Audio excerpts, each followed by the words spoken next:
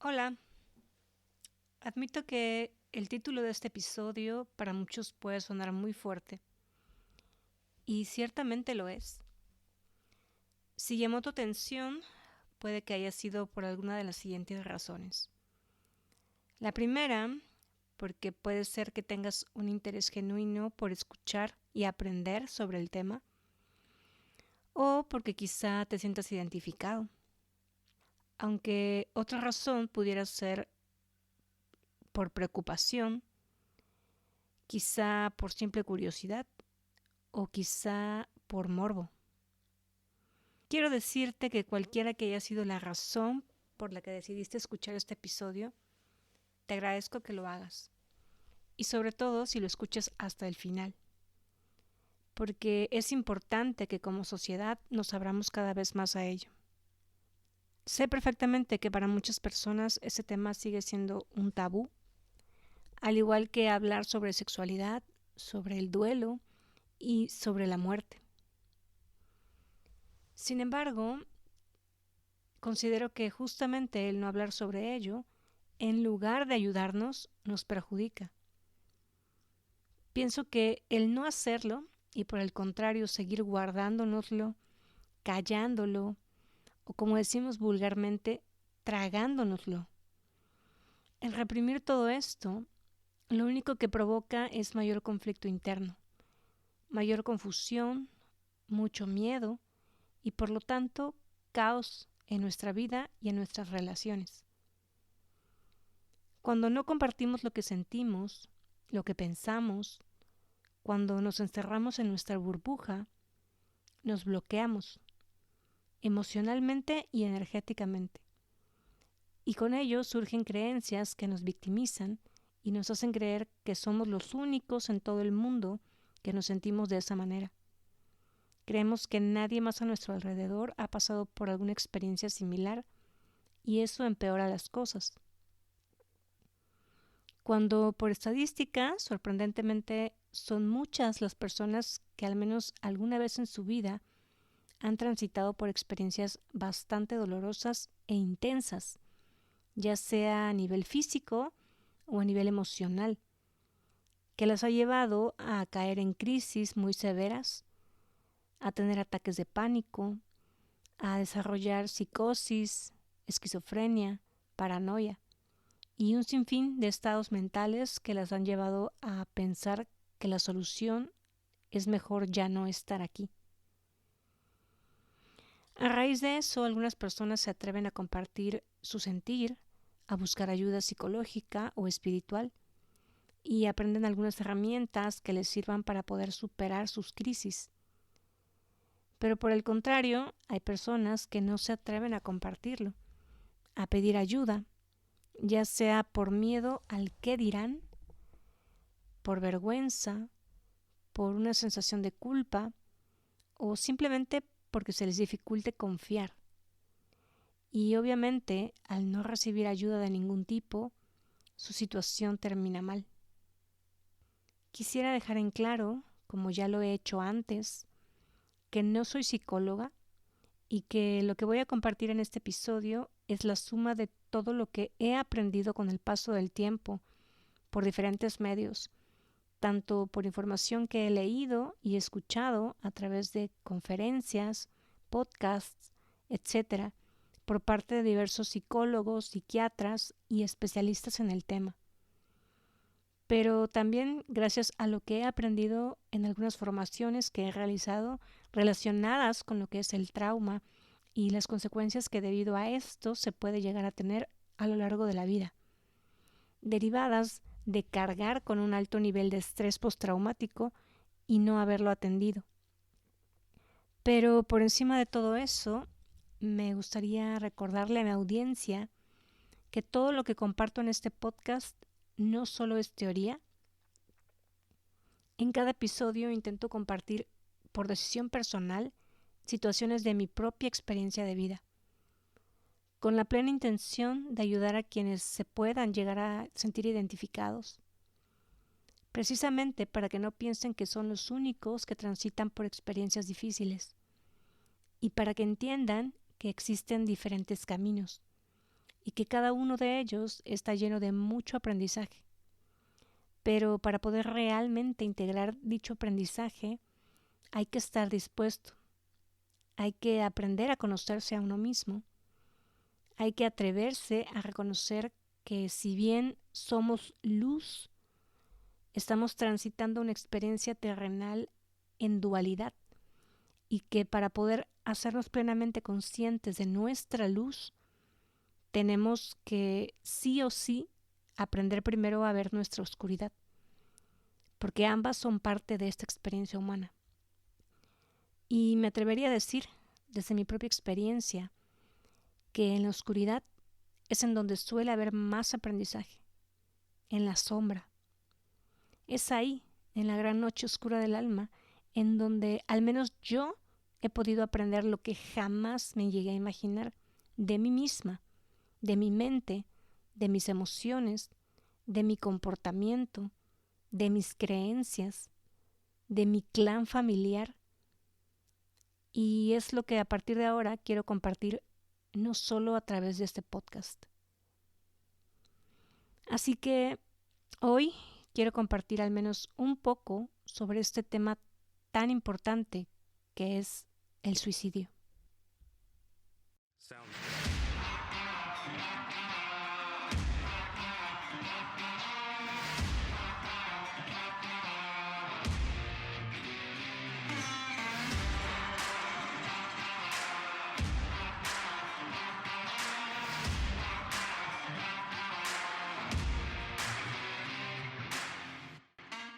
Libérate, un podcast creado desde el amor y la conciencia, con la firme intención de ayudarte a abrir tu mente y tu corazón, de impulsarte a cuestionarlo absolutamente todo.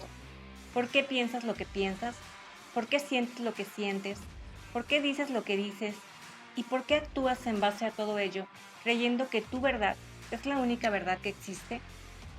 Soy Rubí Elena y en este espacio te compartiré qué es el autismo en primera persona, cómo piensa, cómo siente y cómo percibe el mundo una mente neurodivergente.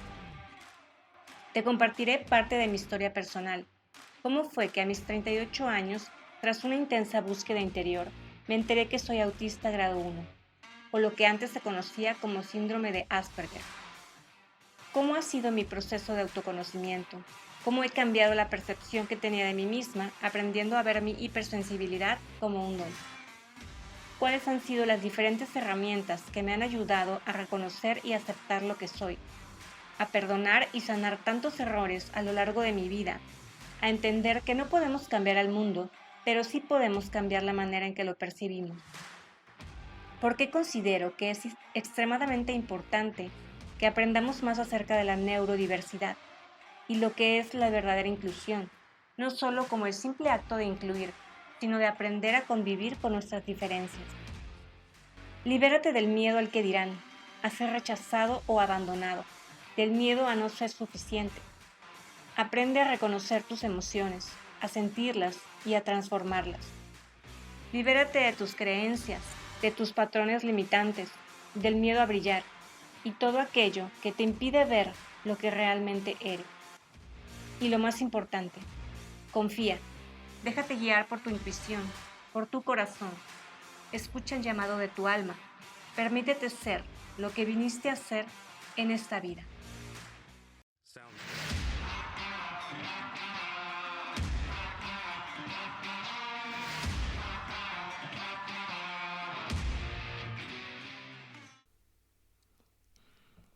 En el episodio número 30, en el que te hablo sobre los famosos autistas, te platiqué dos historias de suicidio.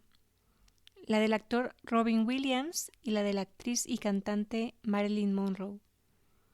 En ambos casos hubo una infancia difícil de afrontar, abandono, falta de atención y de validación por parte de los padres, trauma simple y trauma de desarrollo. Ambos buscaban formas de escapar de la realidad a través de la fantasía, de la disociación, buscando complacer a otros para ser aceptados y optando por soluciones no sanas como lo fueron el alcohol y las drogas.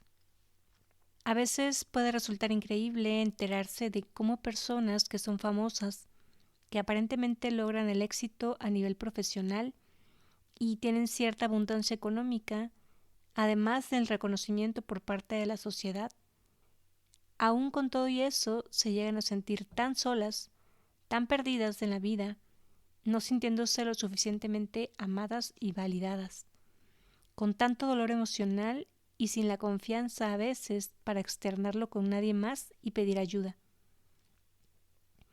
En este punto, antes de entrar de lleno en el tema, me parece importante mencionar que de acuerdo a los lineamientos por parte de la Asociación Americana de Suicidología, actualmente ya no se utiliza el término cometer suicidio, dado que un acto así no es propiamente una decisión consciente en una persona, sino que se trata de la consecuencia derivada de muchos aspectos que influyen en la mente de una persona y la llevan a buscar una salida en un momento de mucha desesperación. De acuerdo a la definición de la Real Academia Española, la palabra cometer hace referencia a incurrir, perpetrar, ejecutar, embestir una falta, un delito, un acto que conlleva culpa. Por lo tanto, no es lo mismo cometer un crimen que cometer suicidio. La persona que comete un crimen generalmente actúa con cierto grado de conciencia, con dolo, es decir, existe un victimario y una víctima. En cambio, la persona que se suicida no es que quiera o que tenga la plena intención de hacerse daño a sí misma de manera consciente. No es víctima ni victimario. Simplemente llegó a tal punto de absoluta desesperación y siente que no existe otra salida a sus problemas. Por lo tanto, no existe comparación entre decir que se cometió un crimen y decir que se cometió un suicidio. Y por lo tanto, la palabra más correcta para definirlo es acto suicida. Dicho esto, quisiera hablarte acerca de algunos de los mitos que existen en torno al suicidio. A diferencia de lo que muchas personas creen, el suicidio no es un acto de cobardía, ni tampoco un acto de valentía. Es una situación más bien en donde te sientes acorralado entre la espada y la pared. Te sientes totalmente perdido y sin dirección. Son momentos en donde se experimenta mucha frustración, mucha ansiedad, mucho miedo, soledad, pero más que soledad, una sensación de desolación, que es como un nivel mucho más profundo que el simple hecho de sentirse solo. Se refiere a una sensación de aflicción extrema. Cuando no sentimos tener ni siquiera un espacio seguro en el cual podamos estar, un refugio en donde nos podamos sentir a salvo, en confianza, un lugar donde podamos permitirnos bajar la guardia, mostrarnos vulnerables. Y no solo hablo de un espacio físico, sino también a nivel emocional, personas con quienes sintamos que podemos ser nosotros mismos, con quienes podamos quitarnos las máscaras, aunque sea un momento. Que sepamos que podemos ser escuchados, aceptados por quienes somos, con quienes no tengamos que fingir nada. Esto es más común de lo que parece. Existen muchas personas que experimentan este tipo de estados de ánimo, lo cual suele ser un desencadenante para que se hagan presentes los pensamientos suicidas y en extremo para que alguien se suicide. Tener pensamientos suicidas te lleva a experimentar mucha oscuridad. Cuando estás ahí se requiere de mucha valentía para atreverte a reconocer todo lo que hay detrás de esa oscuridad. No es para nada sencillo, pero es ahí cuando se requiere ahondar en tu pasado, en tus creencias, en tus heridas emocionales. Cabe mencionar que cuando no cuentas con las herramientas que te ayuden a hacerlo, o cuando no tienes el apoyo o el acompañamiento adecuado, puedes optar por soluciones insanas, tales como el alcohol, las drogas, el sexo, las compras compulsivas, los atracones de comida, con el objetivo de solventar el dolor emocional, la ansiedad, los ataques de pánico, etc. Otro de los mitos acerca del suicidio es que se cree que si los padres hablan acerca del tema con sus hijos, los van a sugestionar y les van a meter ideas en su cabeza con el riesgo de que después exista la posibilidad de que en un momento de crisis o como un acto de rebeldía se les ocurra suicidarse. Y esto es totalmente erróneo. Hasta donde sé, y por lo que he escuchado de diversos psicólogos, a nadie se le ocurre tener ideas suicidas solo por algo así. Simplemente porque esté triste o enojado, por querer llamar la atención o por venganza. Contrario a esta creencia, está demostrado que el hecho de que haya apertura para hablar sobre esos temas, ya sea entre familiares o en relaciones de amistad, ello puede dar la oportunidad para que la persona que en algún momento se encuentre en una situación así, se sienta con la suficiente confianza para hablar al respecto y por lo tanto para pedir ayuda. Otro mito es la creencia de que cuando alguien se atreve a hacer algún comentario sobre esto en primera persona y en voz alta frente a otros, aunque sea de manera breve y lo diga de forma chistosa o sarcástica, se crea que solo está bromeando o lo esté haciendo para llamar la atención y por lo tanto no se tome en cuenta la posibilidad de que lo esté diciendo en serio y más adelante se pueda atrever a hacerlo. Desafortunadamente, hay estadísticas que comprueban que un porcentaje alto de personas que se suicidan han llegado a externar la idea previamente con alguien.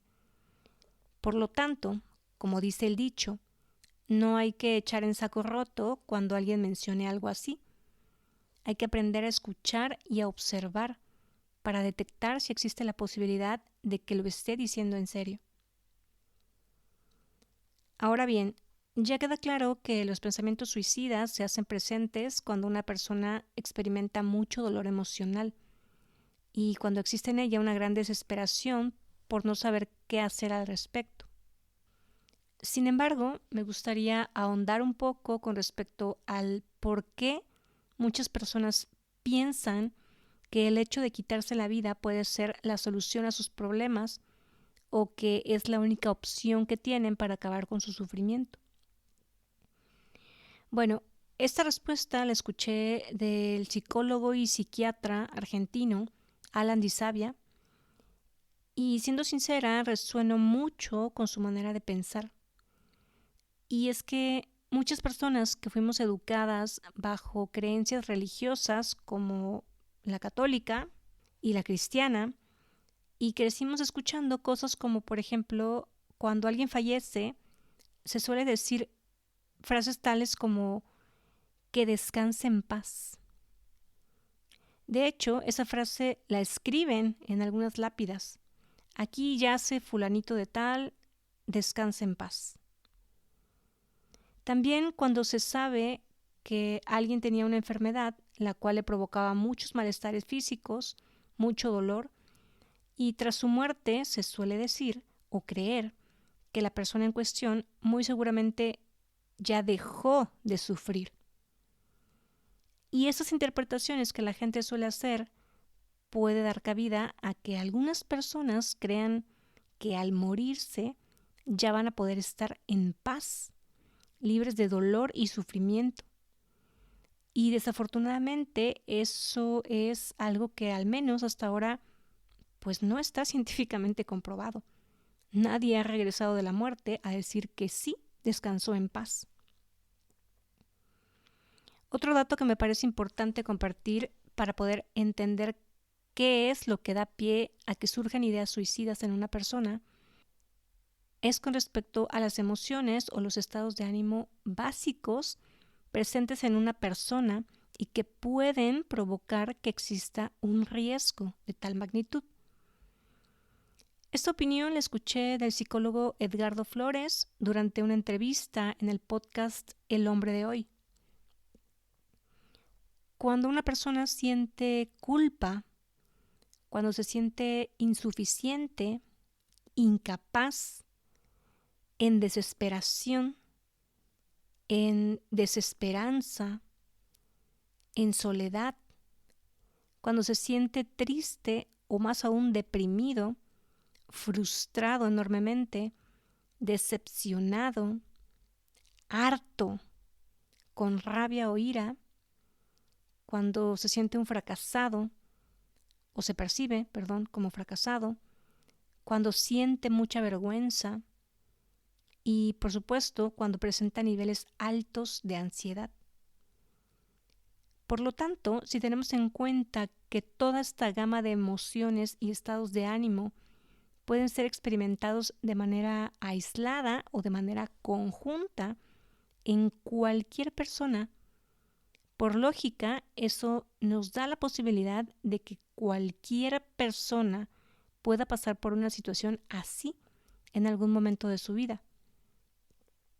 Resaltando el hecho de que cuando se trata de personas con una alta sensibilidad, este riesgo es aún mayor. Generalmente las ideas suicidas surgen a raíz de estar experimentando una etapa de mucho dolor a nivel emocional, al tener la sensación de ya no poder soportar más dolor. También por sentir un enorme agotamiento mental debido a tanta frustración por no poder hallar la salida ante mucho caos y sufrimiento intensos durante un largo periodo de tiempo. Por lo tanto, es importante dejar en claro que cuando una persona piensa en el suicidio, no es porque se quiera morir en sí, porque ya no quiera seguir viviendo, sino porque ya no quiere y ya no puede aguantar tanto dolor y sufrimiento. Porque seguramente te apuesto a que si a esa persona le ofrecieras un remedio inmediato que le asegurara que va a dejar de sufrir, por supuesto que lo tomaría y elegiría continuar viviendo. Cuando una persona alberga pensamientos suicidas, suele ser presa de lo que se conoce como visión túnel, lo cual significa que difícilmente en su cabeza hay cabida para pensamientos o cuestionamientos acerca de qué pasaría con las personas a su alrededor, su familia, sus hijos, si es que los tiene, qué pasaría con sus mascotas, con sus pertenencias, etc. Vaya, su percepción de las cosas le imposibilita pensar en otra cosa que no sea la idea de terminar con su sufrimiento. Esta visión de túnel también impide que la persona pueda pensar siquiera en las diferentes opciones que pudiera tener para ayudarse a sí misma y solucionar su problema, como ir con un psicólogo o con un psiquiatra para que le den antidepresivos o algún otro tratamiento, o buscar opciones más holísticas, psicosomáticas, para poder liberar sus emociones o aprender a gestionarlas, para entrenar su mente, regular su sistema nervioso, etc. O la opción de acercarse a algún grupo espiritual, qué sé yo. Para ayudar a una persona a salir de esa visión tipo túnel, sería de mucha utilidad invitarla a recapacitar sobre las consecuencias que se podrían desencadenar a raíz de un acto así, considerando el hecho de que cuando una persona se suicida, existe la gran posibilidad de que las personas que eran más cercanas a ella sufran no solo por su partida, sino por confusión, por no entender las razones por lo cual dicha persona se suicidó, por culpa, por pensar que pudieron haber hecho algo al respecto para evitarlo, que pudieron haberse dado cuenta de focos rojos, y también podrían experimentar vergüenza o incomodidad ante el hecho de tener que explicar lo sucedido frente a otras personas, a la sociedad que tanto impone. Y por supuesto también puede darse el caso de que los familiares experimenten algún tipo de trauma por el impacto de lo ocurrido, sobre todo la persona que encuentre el cuerpo sin vida. Todo ese escenario es posible, Pero cuando se tiene visión de túnel, por supuesto, nada de eso pasa por la cabeza. O se cree que no va a causar ningún efecto negativo en nadie más. Ahora bien, podría decirse que existen 3 fases. La primera es tener únicamente pensamientos suicidas. La segunda conlleva además realizar el intento del suicidio.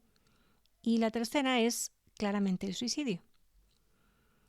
En cuanto a la fase número 1, que implica solo pensar en el suicidio como una posibilidad, un planteamiento sin pretender realizarlo aún, aunque parezca ser más leve, no significa que lo sea. La persona puede experimentar un infierno mental, que por supuesto tiene consecuencias de salud, además de trastornos del sueño, insomnio, pesadillas nocturnas. Puede desarrollar también algún trastorno mental, como psicosis o esquizofrenia, problemas para respirar, taquicardias, ataques de pánico, obsesiones, trastornos alimenticios y un sinfín de otras consecuencias. Recordemos que el excesivo dolor emocional es lo que finalmente lleva a una persona ya no solo a plantearse la idea de quitarse la vida, sino a intentar llevarlo a cabo. Y si no recibe ayuda psicológica o si no se abre a hablar de ello con alguien en quien confíe, esto puede marcar una gran diferencia entre que se quede en la primera fase o pase a la segunda. Cuando una persona ya realizó algún intento fallido, por decirlo de alguna manera, esto muy probablemente podría provocarle más sufrimiento del que ya venía experimentando previamente. Mucha frustración, mucho más dolor emocional, podría incrementar su sensación de culpa y vergüenza por sentirse juzgada y por tener que encarar la situación. Por supuesto, una persona en esa situación va a requerir de mucho más apoyo, de mayor observación y de mayor comprensión. Aunque haber realizado un intento no significa forzosamente que esto vuelva a ocurrir, no si la persona recibe el apoyo que requiere. Sin embargo, siempre existirá la posibilidad y el riesgo. Y entiendo que eso seguramente no será nada sencillo para la familia o para las personas cercanas, sobre todo quienes viven con la persona en cuestión. Personalmente, durante mi juventud tuve conocimiento de 3 personas relativamente significativas para mí que se suicidaron. Una de ellas fue una tía lejana, la cual nunca tuve la oportunidad de conocer. Otra fue un conocido, un chico mayor de edad que yo, que era del grupo de los mejores amigos del novio de una de mis mejores amigas en la universidad. Por supuesto, tuve la oportunidad de relacionarme con él, aunque muy poco. En alguna fiesta o reunión me parecía un chico buena onda, tranquilo, dentro de lo que cabe, risueño, etc. El cual dejé de ver durante algunos años por obvias razones, porque mi amiga había terminado ya con su novio y por lo tanto ya no nos frecuentábamos o ya no coincidíamos en ningún lugar. Sin embargo, recuerdo alguna vez habérmelo encontrado en un autobús con su novia en aquel entonces y nos saludamos.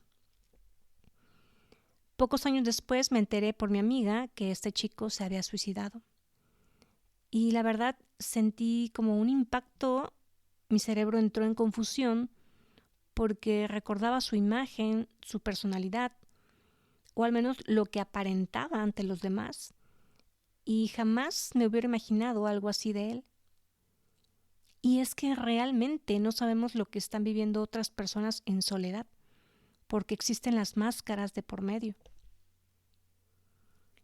Otra noticia, la cual también tuvo un gran impacto en mí, fue acerca de un chico, un actor del cual yo era muy fan en mi adolescencia, Salía con frecuencia en la revista Teens. Tenía yo 2 películas suyas en formato VHS y algunos pósters y fotografías suyas pegadas en la pared de mi recámara. De hecho, lo mencioné en el episodio número 4, si no mal recuerdo, donde hablo acerca de mi adolescencia. Se trata del actor Jonathan Brandis, el chico que hizo el papel de Sebastián en la primera película llamada Historia sin fin, y también salió en la película del payaso Eso. Interpretó al niño tartamudo. Hizo varias películas además de esa, una con Chuck Norris, y aparecía también en una serie de televisión llamada Sequest. Recuerdo que me enteré como 2 años después de haber terminado la universidad. Ya estaba trabajando. En un momento, cuando estaba solas en mi habitación, de repente me vino su recuerdo a la mente y lo busqué en Google para saber qué había sido de él, porque le había perdido la pista años atrás. Y de repente me encuentro con títulos de blogs que hablaban sobre su suicidio. Él tenía novia, continuaba con su carrera de actuación. Sin embargo, algo pude leer acerca de que estaba desesperado y bastante frustrado porque veía que por más que se esforzaba, no lograba debutar como actor, lo cual lo llevó a tener una adicción por el alcohol. Se menciona que el actor llegó a comentar con algunos de sus conocidos acerca de cómo se sentía. Incluso sí llegó a mencionar que tenía la intención de suicidarse. Sin embargo, desconozco si estaba recibiendo ayuda psicológica o psiquiátrica, pero a pesar de ello, se suicidó colgándose del techo en su propio departamento a sus 27 años de edad. Esta noticia en particular me conmovió muchísimo, me impactó a pesar de que ya hacía 2 años de lo sucedido cuando yo me enteré, porque, bueno, el significado que esta persona tuvo en mi vida, en mi infancia, adolescencia, fue muy importante. En mi cabeza no cabía la idea de que alguien así, de famoso, guapo, ¿no?, se hubiera quitado la vida. Como lo mencionaba con anterioridad, es una situación que no propiamente eliges, no lo decides. Simplemente una cosa lleva a la otra y cuando menos te lo esperas, aparecen los pensamientos catastróficos. Te empiezas a contar una historia en tu cabeza que te va induciendo justamente en una visión de túnel, la cual provoca que tu percepción de la realidad sea bastante catastrófica y de mucho caos y sufrimiento interno. Te vuelves un tanto apático, sientes que nadie te entiende, que nadie te puede ayudar y por lo tanto tu sistema nervioso se mantiene en hipervigilancia, a la defensiva, con miedo. No te sientes en un espacio seguro, independientemente del lugar y de las personas a tu alrededor. Experimentas niveles muy altos de ansiedad.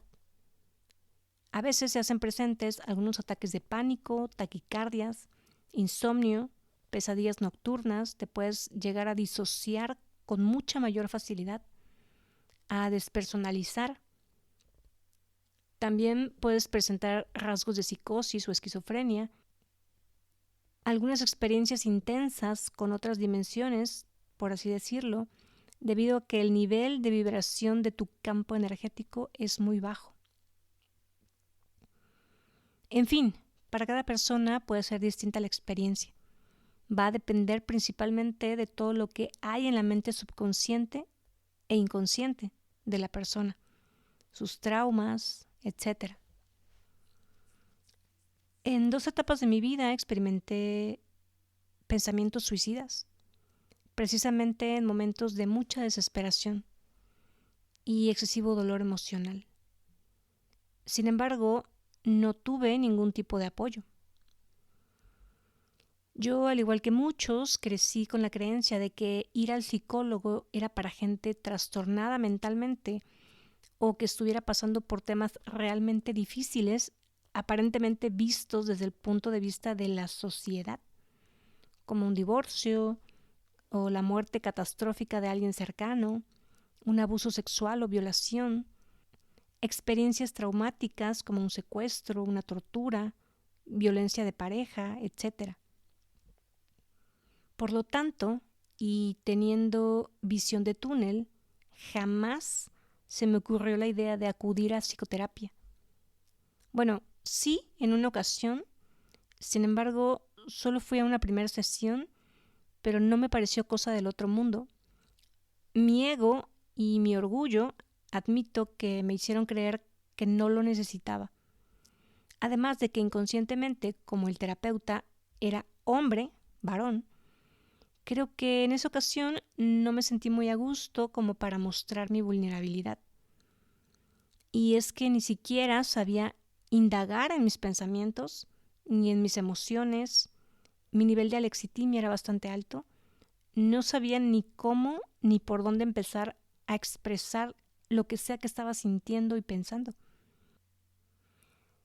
La primera experiencia que tuve con los pensamientos suicidas se vio acompañada de mucha tristeza y por ende de una gran depresión, la cual me dediqué a enmascarar fingiendo y distrayéndome.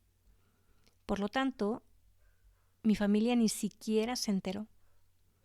Me esforcé por aparentar estar bien, por parecer estable, además de que no me lo podía permitir, tanto por creencias y hábitos familiares, como porque creía que la situación de otros era mucho más importante que lo que yo estaba sintiendo. Así que me dediqué a ayudar a otros, a ver por otros, y me dejé de lado a mí. Dejé de lado mi salud mental y mi salud emocional.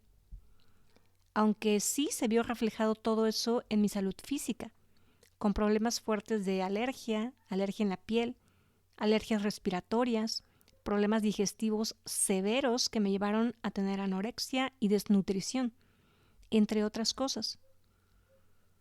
Sin embargo, mi familia simplemente lo vio como enfermedades aisladas, considerando que desde pequeña siempre fui una niña enfermiza, y en ese entonces yo no sabía nada de lo que sé ahora, de la relación que existe entre lo psicosomático. En fin, la segunda etapa en la que se hicieron presentes los pensamientos suicidas fue como a la mitad de mi noche oscura del alma, justo en la etapa en la cual descubrí que soy neurodivergente, pero cuando aún tenía mucha ignorancia al respecto. Y por lo tanto me invadía mucha confusión y mucho miedo cuando mi sistema nervioso simplemente dijo, hasta aquí, ya no puedo más. Cuando mis síntomas de la fibromialgia se hicieron aún más intensos, al igual que los trastornos del sueño, cuando inició mi problema de tinnitus pulsátil, que sentía como si escuchara los latidos de mi corazón en mis oídos, y a su vez sentía como si una corriente eléctrica me atravesara el cerebro de un oído al otro. Cuando tuve algunos episodios nocturnos, los cuales me hicieron dudar de la realidad, llegué a pensar que podían ser cuadros psicóticos, pero solo ocurrían por las noches mientras dormía o cuando estaba muy cerca ya de quedarme dormida. Sin embargo, con el tiempo pude entender y comprobar que ese tipo de situaciones pueden ocurrir cuando tu salud mental y emocional están muy desequilibradas, cuando tu campo energético está muy debilitado y por lo tanto existe mayor riesgo de que entidades oscuras accedan a él e influyan en tu mente inconsciente. Recuerdo haber consultado con una persona que practica el chamanismo y me comentó que justamente esas experiencias que yo estaba teniendo por lo general suelen ser o suelen suceder más bien en la mente, suelen ser proyectadas por la mente cuando existe en ti una gran tristeza. Admito que en esa etapa me ayudó mucho comenzar a consumir aceite de cannabis para poder relajarme y para poder dormir por las noches, porque básicamente mi sistema nervioso estaba en un estado de hipervigilancia y eso afectaba aún más mi salud. Además de todo lo que estaba atravesando a nivel emocional derivado de esa situación y de todo lo que ya traía cargando previamente de mi pasado, que fue motivo por lo cual busqué ayuda psicológica, aunque no con muchos resultados, admito. Encima de eso se presentó el quiebre de una relación que en ese momento estaba siendo de mucho significado para mí. Así que, además de todo lo mencionado anteriormente, pues sentimentalmente mi corazoncito estaba sufriendo. Aunado a ello, mi percepción con respecto a la escasa importancia que veía en las personas más cercanas a mí con respecto al tema del autismo, sinceramente me afectó mucho. Mi familia, mis amistades. Por lo tanto, me sentía en tal estado de confusión, de miedo, de frustración y de desesperación, que mis pensamientos comenzaron a pasar de ser negativos y pesimistas a ser catastróficos y con mucha incertidumbre con respecto a mi futuro. Y caí, por supuesto, en la tan famosa visión de túnel, en donde por más que mi psicóloga me proponía hacer ejercicios para visualizar y echar a volar mi imaginación, idealizando con algún lugar en el cual me gustaría vivir y qué tipo de trabajo me gustaría desempeñar para poder desarrollar mis habilidades y conectar con mis dones y mi propósito de vida, etcétera, etcétera. Obviamente, mi mente lo único en lo que pensaba era en sobrevivir, en hallar la salida a todos mis problemas, en encontrar un lugar en donde me pudiera sentir en un espacio seguro. No había cabida para nada más. Por supuesto, mucho menos para ponerme creativa mentalmente y fantasear o idealizar con el lugar ideal a donde me hubiese gustado ir a vivir. Y comento esto porque, como puedes darte cuenta, el hecho de estar acudiendo a psicoterapia no significa que no exista el riesgo de presentar pensamientos catastróficos, sobre todo si el psicólogo o terapeuta no tiene la suficiente preparación o las herramientas adecuadas para lidiar con el tema, incluso para detectar lo que está pasando. Y ni se diga con respecto a la preparación que los profesionales de la salud mental deberían tener con respecto al tema del trauma. Es cada vez más indispensable. Como humanidad estamos en una etapa de mucho desequilibrio mental, por diversas razones, y quizá eso vaya aumentando conforme pasa el tiempo por tanta tecnología e inteligencia artificial, por el impacto de las redes sociales, por la falta de conexión en las relaciones interpersonales, por la falta de confianza entre las personas y por supuesto también por los problemas con la alimentación, con tantos productos ultraprocesados y carentes de nutrientes, en fin. Todo eso puede ser un disparador. Y aquí quiero hacer una pausa para recordarte a ti que me escuchas, que si vienes escuchando mi podcast desde un principio, ya sabrás que el contenido que comparto está mayormente basado en mi propia experiencia de vida. Y por si eres nuevo y es la primera vez que escuchas mi podcast, quiero mencionártelo y a su vez invitarte a que lo compartas con más personas a quienes creas que les pueda ser útil esta información. Sinceramente no es tan fácil para mí abrirme a compartir situaciones que han causado un gran impacto en mi vida.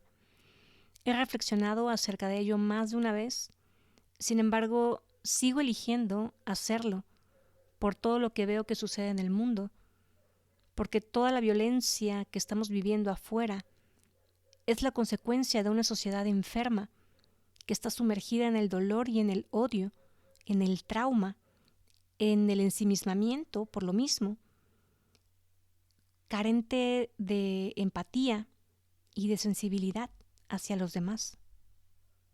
Dicho eso, quiero contarte cómo fue para mí ese momento en el cual me comenzaron a invadir los pensamientos suicidas. Pero antes de eso, quiero decirte que afortunadamente el haber estado escuchando a personas hablar acerca de las causas y consecuencias del suicidio, el haber asistido a una charla presencial donde se habló sobre el tema y haber escuchado varios podcasts en los cuales algunos psicólogos hablan de su experiencia con pacientes y dan algunos tips con respecto a qué hacer en caso de detectar que una persona pudiera estar en riesgo. Eso me fue de mucha utilidad. Por lo tanto, al yo atravesar esa experiencia y sentir como un tsunami de ansiedad que recuerdo haber sentido en mi pecho, con la respiración muy agitada y con cierta dificultad para respirar, siendo invadida por una sensación de tristeza gigantesca, con un enorme sentimiento de desolación y desesperanza, cero motivación por esforzarme en seguir viviendo de la misma manera, con una frustración inmensa por ver lo que estaba pasando en mi vida, el resultado de tanto sobreesfuerzo y la frustración, sobre todo porque veía mi vida en retrospectiva y veía a una niña súper educada, súper disciplinada, súper ordenada, súper estudiosa, concursando en torneos de ortografía en la primaria y siendo parte de la escolta oficial de la escuela, siendo popular por haber participado en concursos de baile y en eventos escolares, habiendo ganado el primer lugar de un concurso en la preparatoria como señorita Independencia. Entre otras cosas que se me vinieron a la mente, yo creo que el recordar todo eso me causaba aún mucha más frustración. El ver mi momento presente, no habiendo logrado muchas de las cosas que desde mi infancia me llegué a imaginar y por las cuales me esforcé. Y estando sumergida en esa ola de dolor emocional que no puedo describir con palabras, una parte de mí, una parte inteligente y muy consciente, me llevó a recordar algo que había escuchado en uno de esos episodios de podcast, en donde una psicóloga menciona que cuando se tiene sospechas de que alguien está teniendo pensamientos suicidas, aunque muchos crean que no es lo más correcto en un momento así, definitivamente es lo ideal cuestionar a la persona directamente, preguntarle si ha pensado alguna vez en suicidarse o si está planeando hacerlo y cómo planea hacerlo. Porque al hacer eso, confrontas su mente, a su sistema de creencias, a su ego y por lo tanto lo desenmascaras. Digamos que lo evidencias y eso hace que por un momento su mente se detenga y reaccione o que se haga plenamente consciente de sus pensamientos. Es como si lo sacaras por un momento de su visión de túnel, como para resetearle el chip. Y eso fue justo lo que yo hice conmigo misma. Dentro de mi diálogo interno, digamos que surgió como una conversación entre lo que solemos llamar metafóricamente el diablito y el angelito. Una parte de mí se encargó de cuestionar a la otra y de confrontarla. Así que me dije, ok, Rubí, vale, ¿te quieres suicidar? Va. Déjate de cosas, de pensamientos rumiantes, de darle vueltas al asunto y dime, según tú, cómo te quieres suicidar.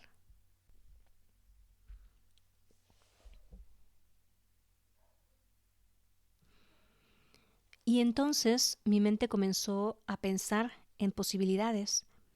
Y como estaba en mi recámara en la planta baja, en casa de mis papás, incluso recuerdo que estaban de visita mi hermana y mis sobrinos en otra recámara.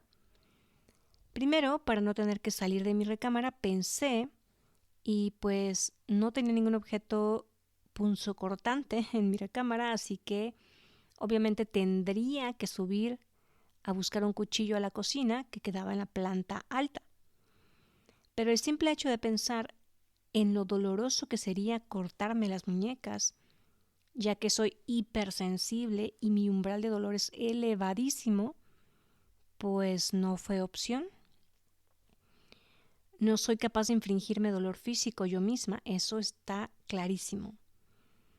Además de que recordé que muchas personas se cortan mal y en vez de hacer el corte a lo largo de forma horizontal, tiene que ser de forma vertical, porque si no, ni te mueres y quedas peor y tienes que cargar con la vergüenza y la culpa de haber sido tan torpe para no lograrlo. Por lo tanto, tuve que descartar esa opción también. La siguiente idea que se me vino a la mente fue colgarme, como lo hizo Jonathan Brandis. Sin embargo, no tenía idea de si en la casa había alguna correa o soga, además de que en la casa no hay un lugar ad hoc, digamos, como para colgar una cuerda, y mucho menos en mi recámara. Y aparte, yo no sé hacer nudos, así que claramente esa tampoco era una opción viable. Mis papás me sacaron de los Boy Scouts cuando era niña. Y por último, pensé en algo más fácil y sencillo y dije pastillas. Una sobredosis, como Marilyn Monroe. Pero en eso recordé que yo desde hace muchos años no tomo medicamentos y el único en la casa que los toma es mi papá, que por cierto sus medicamentos están en la alacena de la cocina o en una mochilita que trae para todos lados, pero generalmente son medicamentos que utiliza para problemas digestivos, antiinflamatorios, etc. Y lo que más se acercaba a algo fuerte son las pastillas para la hipertensión y triglicéridos, aspirinas y cosas por el estilo. Por lo tanto, me frustré y pensé que ni siquiera mi papá tenía una cantidad suficiente de pastillas como para provocarme la muerte, una sobredosis. Pero lo que sí podría haberme provocado, seguramente, era una indigestión marca madre, que seguramente me llevaría para el hospital en emergencias con un lavado de estómago y todas las consecuencias que se derivan de ello. Y ya habiendo tenido la experiencia a lo largo de mi vida de ser una persona hipersensible en cuanto al tema digestivo, habiendo pasado por experiencias intensas con problemas estomacales y con el consumo de medicamentos, inyecciones, etc., solo de pensarlo hizo que se me revolviera el estómago.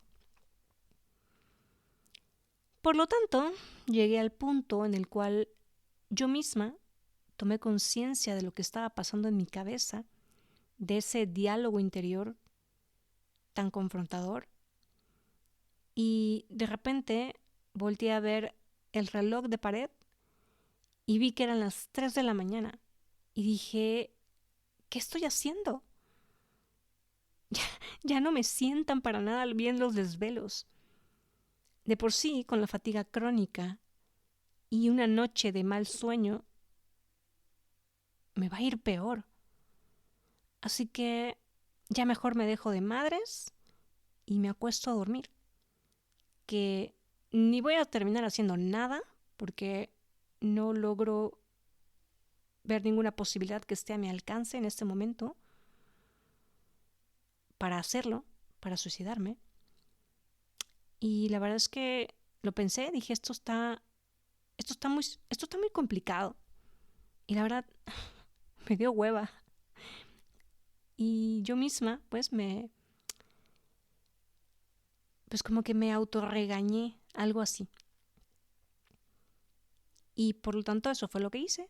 Decidí poner fin a mi diálogo interno y apagar la mente, que estaba agotadísima, por cierto, de toda esa discusión, todo ese diálogo interior.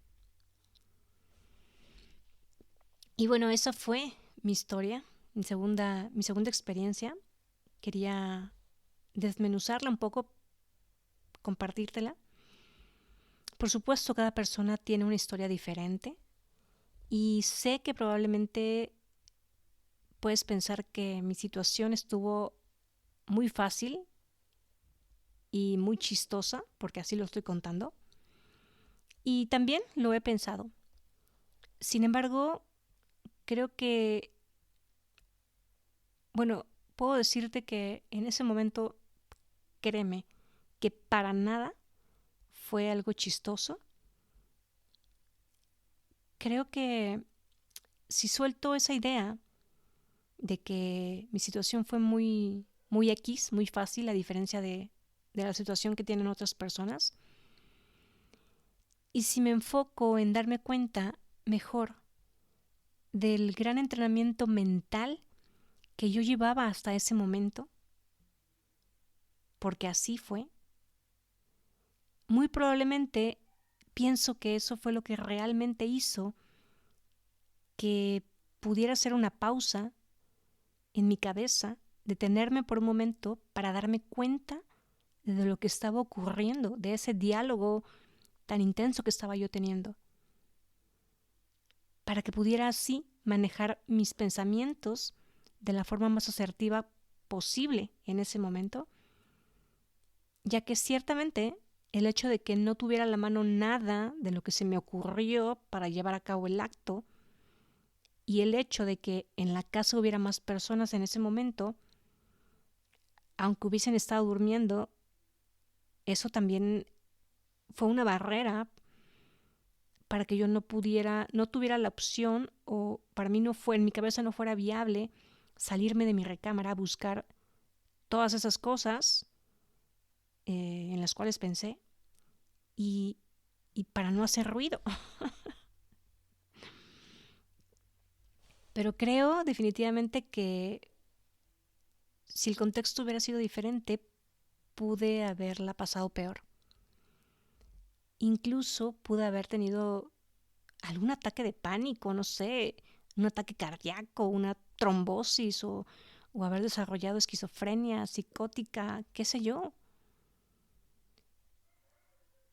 Sinceramente, pienso que la práctica de la meditación me facilita y aumenta mi capacidad introspectiva y reflexiva, que si bien es una habilidad que siempre he tenido desarrollada de cierta manera, pero siento que se ha desarrollado mucho más a raíz de que la meditación se ha vuelto algo constante en mi vida. Sé que a muchas personas no les interesa aprender a meditar o piensan que es una moda y lo subestiman. Sin embargo, gracias a ello sé que he podido desarrollar mi capacidad para observar mis pensamientos y poder debatirlos yo misma, conmigo misma. El poder hacer el papel del observador para detectar y separar ese tipo de pensamientos y analizarlos y cuestionarlos. Creo que todo eso fue clave para poder lidiar o salir de un momento como ese, como esa experiencia. Sé que no todas las personas tenemos la misma facilidad para hacerlo, para tener ese diálogo interior, para autocuestionarnos, para tomar conciencia de lo que está pasando en nuestra cabeza. Definitivamente sí tiene que ver mucho la preparación mental, pero pienso y observo que las personas que somos neurodivergentes o altamente sensibles, las PAS, se nos facilita mucho más. Aunque desafortunadamente por la misma razón de que somos mucho más sensibles, el dolor emocional puede llegar a ser demasiado intenso también. En base a mi experiencia de autoconocimiento y autoobservación, y en base a todo lo que he podido ir aprendiendo con el tiempo con respecto a este tema, quisiera dejarte por último con algunos tips que quizá podrían serte de utilidad. En algo en lo que coinciden todos los psicólogos que he escuchado es en hacer lo que yo hice conmigo, cuestionarme directamente si estaba pensando en el suicidio, confrontarme, confrontar a mi ego. Si bien se sugiere hacerlo con alguien con quien se tiene la sospecha de suicidio, también me parece que depende mucho de la persona que cuestiona o que confronta. Porque si no se siente preparada para ayudar, para sostener una conversación amigable, empática, con el tiempo necesario para escuchar a la otra persona, si no lo hace de forma seria y emitiendo confianza de manera genuina, si lo hace con algún tono sarcástico o emitiendo juicio, en vez de ayudar, podría incluso afectar más a la persona que está en riesgo o provocar que si no estaba tomándoselo tan en serio, ahora sí lo haga. Si existe miedo de por medio y no se sabe cómo abordar una conversación de este tipo, pienso que lo más responsable sería al menos discernir en cuanto a alguien más que sí pueda ayudar, desde un familiar o una amistad de confianza de la persona, o acudir con un psicólogo para orientarse al respecto. Hay que recordar que no solo se trata de preguntarle a la persona si quiere suicidarse, sino que se trata de que en caso de que su respuesta sea afirmativa, directa o indirectamente, o de acuerdo a su reacción, que todo apunte a que sí, lo ideal sería intentar influir en ella para persuadirla y hacer que se comprometa en voz alta a buscar ayuda. Aunque lo ideal sería asegurarse de que realmente lo haga, dando seguimiento o incluso acompañándola. Por supuesto, esto no quiere decir que quien intenta ayudar deba adjudicarse la responsabilidad de resolverle el problema, pero al menos sí la responsabilidad de encaminarla y de sugerirle buscar ayuda profesional, psicológica o espiritual, o de dirigirlo con alguien más que sí le pueda apoyar en mayor medida. Lo que no se debe hacer es confrontar a la persona con la intención de debatir o de querer hacerle ver que está mal su forma de pensar, de sentir y de actuar. Porque recordemos que no es propiamente la elección personal de nadie encontrarse en un momento de su vida así y optar por el suicidio. La persona no elige conscientemente tener pensamientos catastróficos, sino que llegan por sí solos, como respuesta a mucho dolor emocional, a mucho trauma, a mucha ansiedad, a mucha frustración y a mucho miedo.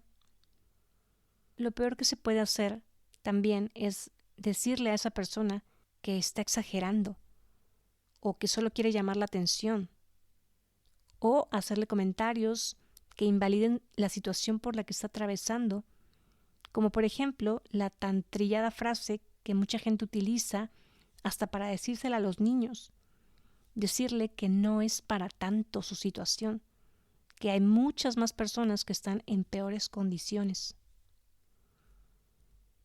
Otra cosa que se suele hacer mucho y que tampoco ayuda es pretender que la persona se distraiga haciendo que por un momento se le olvide. Porque créeme que cuando se vuelve a encontrar sola, lo va a recordar. El dolor no se va a ir así, solamente distrayéndose. Principalmente la cultura machista suele enseñar a los hombres a reprimir sus emociones y a buscar distractores como por ejemplo irse de fiesta, a beber alcohol, a buscar sexo, en vez de aceptar y mostrar su vulnerabilidad para no parecer débiles.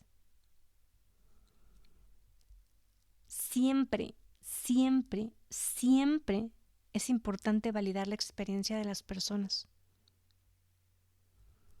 Para ir concluyendo este episodio, me gustaría recapitular un poco. El suicidio puede ocurrirle a cualquier persona, no necesariamente a alguien con algún trastorno mental, con bipolaridad, trastorno límite de la personalidad, esquizofrenia, etc. Existen personas que tras una ruptura de pareja o por el duelo del fallecimiento de alguien muy cercano puedan llegar a sentir tanto dolor emocional que haga que se nublen sus pensamientos, que tengan visión de túnel y opten por querer adormecer sus emociones dando fin a su vida. Una manera de detectar si alguien está pensando en suicidarse es observando si tiene muchos cambios de humor, si dicha persona pierde el interés en las cosas que hacía antes y que disfrutaba, o si está irritable todo el tiempo, si se alteran mucho sus hábitos alimenticios, ya sea que deje de comer por periodos largos o que por el contrario se dé atracones de comida con frecuencia. También si tiene problemas en sus hábitos de sueño, insomnio frecuente, muchas pesadillas, o si por el contrario duerme todo el día. También si su rendimiento académico o laboral disminuye notablemente, si busca mucho el aislamiento social, si comienza a consumir sustancias como el alcohol u otras, o si aumenta el consumo de ellas. También si tiene conductas autolesivas, por muy leves que sean. Incluso si notamos que dicha persona comienza a regalar sus pertenencias, sobre todo si son cosas de valor, tanto económico como de valor emocional. Si observamos que se despide de los demás de manera mucho más cariñosa de lo que solía ser antes, ya que esto puede simbolizar un acto real de despedida porque planea suicidarse. Y aunque parezca increíble que una persona pueda llegar a hacer comentarios abiertamente insinuándolo, no hay que dejar pasarlos por alto. Frases tales como que ya está harta de todo y de todos, o que diga que está cansado del mundo, que ya no soporta tal situación, que mencione que se siente culpable por ser una carga, o que seguramente lo van a extrañar cuando ya no esté en este mundo, o que tiene ganas de dormirse y no despertar nunca más. Todas esas son frases clave que hay que aprender a escuchar. Recordemos que un gran porcentaje de personas que se han suicidado lo han mencionado al menos una vez con anterioridad. Un dato extra que me gustaría mencionar, el cual escuché de la entrevista que le hicieron a la psicóloga Jessica Wolf en el podcast de Se Regalan Dudas. Ella menciona que se han estudiado las estadísticas sobre la incidencia del suicidio entre hombres y mujeres y se ha comprobado que el número de suicidios ocurre por igual. Aunque generalmente escuchamos que los hombres son los que más se suicidan, sin embargo, esta proporción de 1 a 1 se ha determinado teniendo en cuenta lo que ya muchos sabemos, que culturalmente las mujeres solemos pensar y reflexionar más por naturaleza biológica que los hombres. Nosotras nos preocupamos más por los detalles, por múltiples factores como la importancia del qué van a decir los demás. Nos preocupamos más en pensar qué va a pasar con nuestros familiares, con nuestras amistades, con nuestras mascotas, con nuestros maridos, con nuestros hijos, con nuestras pertenencias, tras nuestra muerte. Parece de risa, pero es que realmente así es. Está científicamente comprobado que las mujeres analizamos mucho más las cosas que los hombres y por lo mismo muchas veces nos quedamos en el camino sin poder concluirlo o buscamos maneras más sutiles de hacerlo, no tan aparatosas ni que conlleven mucho caos, alboroto y desorden. Así como yo, que todas las opciones que se me ocurrieron por una excesiva reflexión, a todas les puse un pero. Soy la prueba de que eso es verdad y de que a pesar de estar en un momento así de intenso, me preocupaba por no hacer ruido porque mi familia estaba durmiendo. Esa es la gran diferencia entre los hombres y las mujeres. En la entrevista a dicha psicóloga, Jessica Wolf, ella menciona la siguiente frase que me parece muy poderosa. El dolor transforma. Y personalmente puedo decir que así es. No digo que esté padre sentir dolor, definitivamente no lo es, pero creo que la clave está en no engancharse con él, en poder hackear la mente. Este tipo de pensamientos se hacen presentes como consecuencia de nuestra desconexión con nuestro ser, con nuestra alma. Por eso es importante conectar con quien realmente somos, hacer a un lado la idea de que tenemos que ser y hacer lo que los demás esperan de nosotros para sentirnos suficientes, para sentirnos aprobados y valorados. Es importante aprender a soltar la idea del perfeccionismo, soltar el materialismo que nos lleva a creer que somos lo que tenemos y que por lo tanto si no tenemos, no somos valiosos. Es importante aprender a poner límites, que tan necesario es para poder ser uno mismo, para exigir respeto y para poder empoderarnos. También es necesario que aprendamos herramientas para liberar emociones, para liberar el estrés. Es necesario que aprendamos primero que nada a reconocer y entender qué emociones estamos sintiendo, para así poder comunicarlas. Cabe mencionar que la meditación, como ya lo dije antes, es muy útil para entrenar la mente. Sin embargo, habrá veces en que se requiera de un acompañamiento, de una guía, porque cuando no se está acostumbrado a ello, cuando no se conocen técnicas meditativas, puede ser bastante complicado. Ciertamente no es sencillo observar lo que nuestra mente nos muestra, nuestras partes oscuras. Por ello es importante saber que si nuestra salud mental no está en cierto equilibrio, aunque sea mínimo, cuando comenzamos a practicarla, como por ejemplo si hay pensamientos obsesivos y si ya existen previamente pensamientos suicidas o algún trastorno de la personalidad, esquizofrenia, psicosis, etc., quizás sí pueda resultar bastante confrontadora la experiencia de meditar. Por ello, sería mejor buscar acompañamiento y no hacerlo solos. El movimiento físico también es importante para segregar químicos en nuestro cerebro de forma natural, para que nos ayude a salir de cuadros depresivos y de la tan famosa visión de túnel.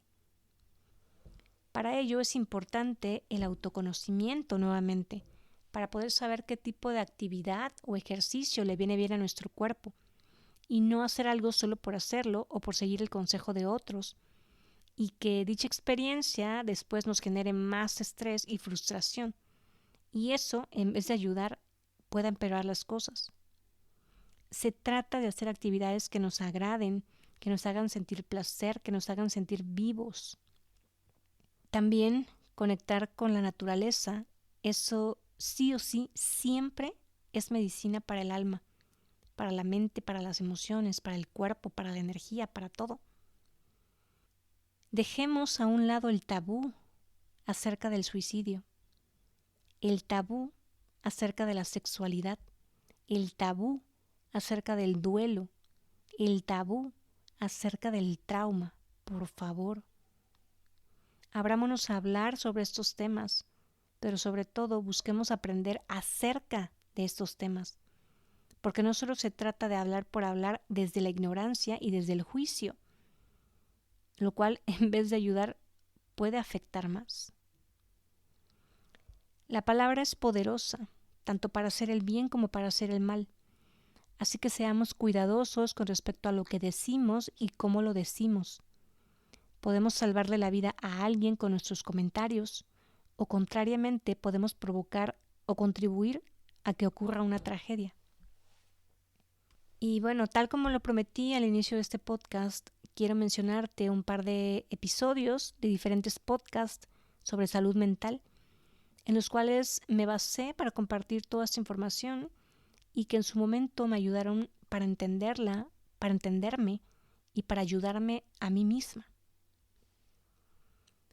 El primero es el episodio número 15 de la temporada número 2 del podcast Psicología al Desnudo, de la psicóloga argentina Marina Mamoliti. Otro es el episodio con fecha del 17 de diciembre del año 2021 del podcast Salud Mental del psicólogo y psiquiatra argentino Alan Di Sabia.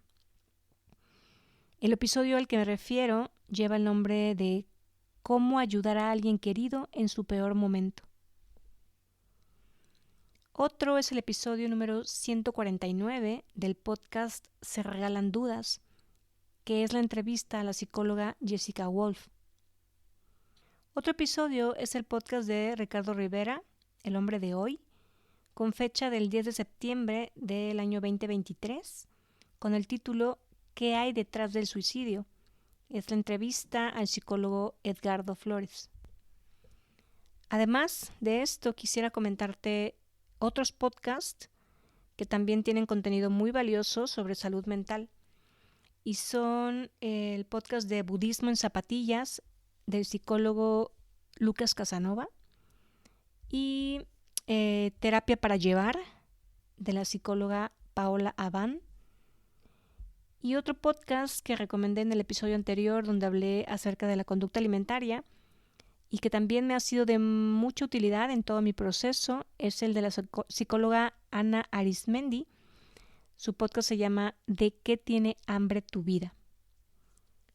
Todos estos podcasts que acabo de mencionar los encuentras en Spotify. Y bueno, pues eso es todo por ahora. Gracias nuevamente por escucharme, por seguirme y por compartir mi contenido tanto en Spotify como en YouTube, en Instagram, en Facebook, en TikTok. Y quizá también hayas visto mi contenido en la plataforma laboral de LinkedIn, en donde intento compartir acerca de todos estos temas sobre neurodivergencias, sobre salud mental, sobre conciencia. Espero estar aportando mi granito de arena a este mundo que tanto lo necesita. Recuerda que puedes apoyar mi proyecto del podcast haciendo alguna donación a mi cuenta de PayPal o Ko-fi que puedes encontrar en el link de mi bio en Instagram. Soy Ruby Elena y nos escuchamos en un próximo episodio. Gracias y hasta la próxima.